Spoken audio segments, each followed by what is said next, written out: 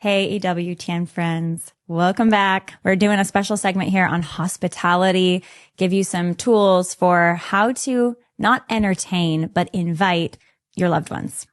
When I was talking to one of the people who helps you put this lovely podcast on. Yeah. And I mentioned that we tend to have people over for dinner at least 2 times a week. So see, you're flexing the muscle really, really well. We flex it a lot. And she was like, well, how do you do that? Like, that sounds so hard. And I was like, well, we do it so often. Yeah. I was like, the more you do it, the easier it gets. Yeah. But it's not just about doing it often. In some ways it is, because the more you do it, the more you can't do it perfectly. I think what's intimidating is that just the standard, because like, for example, I'll just go full disclosure here. I'm going to try to get together with your play date after this. We talked about this just now. We're like, oh, you're in town. Great. Let's try to get together for a play date. And I was like, I should just have them over for dinner. But then I was like, oh my gosh, I have like frozen meat in my sink right now that's defrosting. And I was going to throw it together with the Rouse tomato sauce and pasta, like, hard, like pasta, just pasta that you boil, right? And then cut up zucchini. That's like a quick, easy meal that I make. It's not this. Well, it's not granola. There's not this. There's no granola. There's no apple granola crisp. There's no herbed potato salad.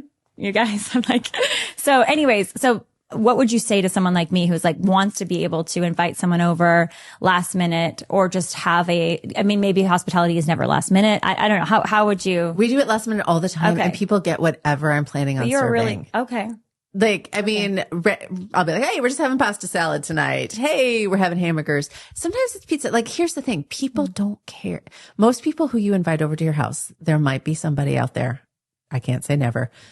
They don't care about what you're serving them. They care about being invited. They care about you. Like, people are so lonely, Lila. They're so cut off from family and friends. Like, people are on computers all the time. They're on their phones all the time. So true. And they're lacking community. Like, that's the number one thing I hear from moms, especially, is how lonely they are. And I remember when I had all my babies were newborns and I work from home and we had no babysitting. You know, I'm like writing first thing in the morning and I'm writing in nap time. And I was desperate to have an adult conversation. Like, we switched parishes so we could be at a parish where I could see. It's like, well, if I only leave the house once a week and I only get to talk to an adult beside my husband once a week, we're not going to the parish with all the 80-year-olds. Like, I need to be at a parish with some families. So don't think about the best gift you have to give someone is not your food. It's you. So the principle is like, don't sweat it too much. If it's like you want to, cause I think there's the vision of hospitality, like especially like on Instagram or TikTok, where it's like you really make it a wonderful experience for your guest, and like you plate the food and you have the flowers and you have the Marian symbols, like the Marian symbol. Oh yeah, like all the doily on the table, you know, like you do that. That's like a weird Gen Z young millennial thing. Like, yeah, well, they're selling product. They're all selling products. Some of you all need to have. So you need to buy that product to do the hospitality. That is not hospitality. That's entertaining. So entertaining is about you. Like, it's about impressing people and showing them what a great housekeeper you are and what a great cook you are and what a great host you are. Like, you are the focus. You're putting on a show when you're entertaining someone. What I want to get people away from is thinking about entertaining and instead think about hospitality. Hospitality is about the other person. It's about welcoming them. It's about loving them. It's about listening to them. It's about paying attention to them. It's about including them in your messy, crazy, chaotic life. Like, you and I both have little children. Like, Emily, do you want to come over for dinner tonight? We would totally come over for dinner tonight. It's not the best restaurant in Orange County, but it's my house. That's all you have to do. Like, you invite someone over. That's so freeing. I love that. I regularly feed people soup. Like, soup is great. Soup is one of the best crowd things because you make it beforehand. I do have the sourdough bread that our sweet. Right. That your sweet friend makes for you. Makes for me, yes. No, that's easy hospitality, because it's all about the friendship then, and it's about community and building relationships. And the fancier the food is, like, if I invited you over to my house and everything was perfect.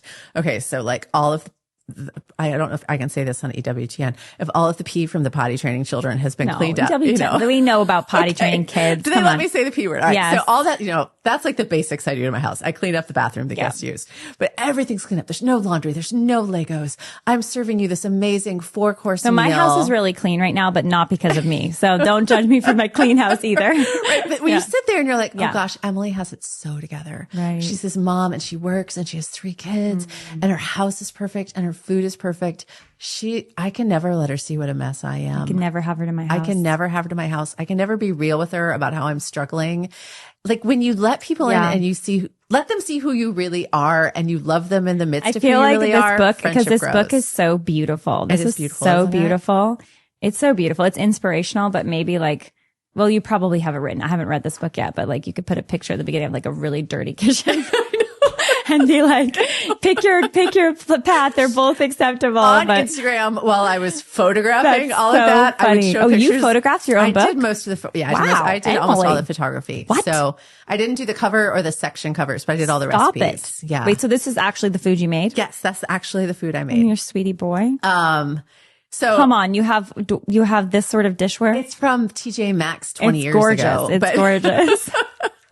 So I would take pictures and be like, this is what it looks like when I'm trying to like cook 3 recipes and I only have 2 hours because my kids are at their little Montessori school and I've got to go grab them. So the beautiful Caitlin Wren is a friend of ours in Steubenville, did all the pictures of my family and things like that. But yeah, I did the recipes. So I would show how messy the kitchen was because you make a mess when you're cooking. You can't help but make a mess. Especially when there's little kids under tow.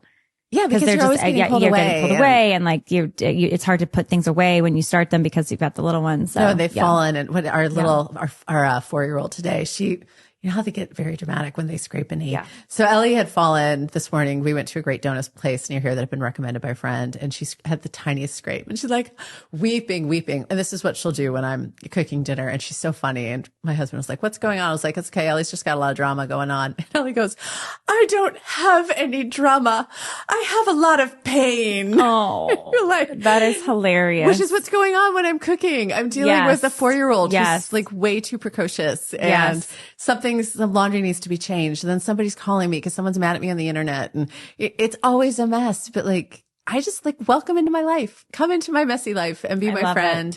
And you can be yourself and I can be myself, and we can forget about the perfection on the internet. And that more than anything, I've given people easy recipes. You can get the ingredients at like Trader Joe's or Aldi's, and they're simple and they feed a crowd. And because the point of it's not the food. Yes. Food's wonderful, but the point is always the people. I love that. So our friends at EWTN, the lesson here is invite them over, even if the house isn't perfect. And even if, maybe you haven't gone as far as Emily Chapman's beautiful recipes, you have your frozen defrosting ground beef that you're going to mix with tomato sauce, but that's better than not getting together with your friend. It is exactly what it's better than. Yes. So good. I love that. So thanks, Emily. You're welcome.